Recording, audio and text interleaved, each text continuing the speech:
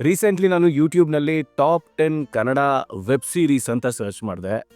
ಬೆರಳೆಣಿಕೆಯಷ್ಟು ಮಾತ್ರ ರಿಸಲ್ಟ್ ಸಿಕ್ತು. ಅದಾದಮೇಲೆ ಟಾಪ್ 10 ವರ್ಟಿಕಲ್ ಸೀರೀಸ್ ಅಂತ ಸರ್ಚ್ ಮಾಡಿದೆ. ಅಲ್ಲೂ ಕೂಡ ನನಗೆ ಬೆರಳೆಣಿಕೆಯಷ್ಟು ಮಾತ್ರ ರಿಸಲ್ಟ್ ಸಿಕ್ತು. ಆ್ಯಂಡ್ ಕೆಲವು ರಿಸಲ್ಟ್ ನನಗೆ ಅಷ್ಟೊಂದು ಎಕ್ಸೈಟ್ ಮಾಡಲಿಲ್ಲ. ಅದಾದಮೇಲೆ ಒಂದು ಸ್ವಲ್ಪ ದಿನ ಕಳೆದ ಮೇಲೆ ನನ್ನ ಗೆಳೆಯನ ಜೊತೆ ನಾನು ಹೀಗೆ ಡಿಸ್ಕಸ್ ಮಾಡ್ತಾ ಇದ್ದೆ. ಯಾಕೆ ಅಷ್ಟಾಗಿ ಕನ್ನಡದಲ್ಲಿ ಕಾಂಟೆಂಟ್ಸ್ ಪ್ರೊಡ್ಯೂಸ್ ಆಗ್ತಾ ಇಲ್ಲ ಬೇರೆ ಭಾಷೆಗಳಿಗೆ ಕಂಪೇರ್ ಮಾಡಿದ್ರೆ ಅಂತ. ಈ ಡಿಸ್ಕಷನ್ನು ಹತ್ತತ್ರ ಸರಿಸುಮಾರು ಒಂದು ಗಂಟೆ, 1.5 ಗಂಟೆ ತನಕ ಟ್ರಾವೆಲ್ ಆಗ್ತಾನೆ ಹೋಯಿತು.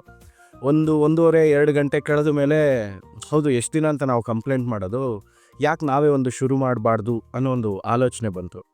ಈ ಆಲೋಚನೆ ಬಂದಾಗ ಹೌದು ನಾವೊಂದು ಕನ್ನಡ ಕಾಂಟೆಂಟ್ ಹೌಸ್ ಮಾಡೋಣ ಅಂತ ನಾವೊಂದು ಡಿಸಿಷನ್ಗೆ ಬಂದ್ವಿ. ಡಿಸಿಷನ್ ಬಂದಮೇಲೆ ಒಂದು ಹೆಸರು ಬೇಕಲ್ಲ.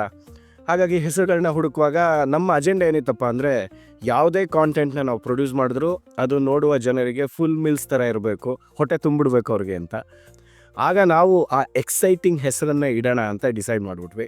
ಹಾಗಾಗಿ ನಮ್ಮ ಕಾಂಟೆಂಟ್ ಹೌಸ್ಗೆ ಫುಲ್ ಮೀಲ್ಸು ಅಂತ ಹೆಸರಿಟ್ಟಿದ್ವಿ. ಸೊ ಇದು ಮೊದಲ ದಿನ ನಮ್ಮ ಕಾಂಟೆಂಟ್ ಹೌಸ್ನ ನಿಮಗೆ ಪರಿಚಯ ಮಾಡಿಕೊಡ್ತಾ ಇದ್ದೀವಿ.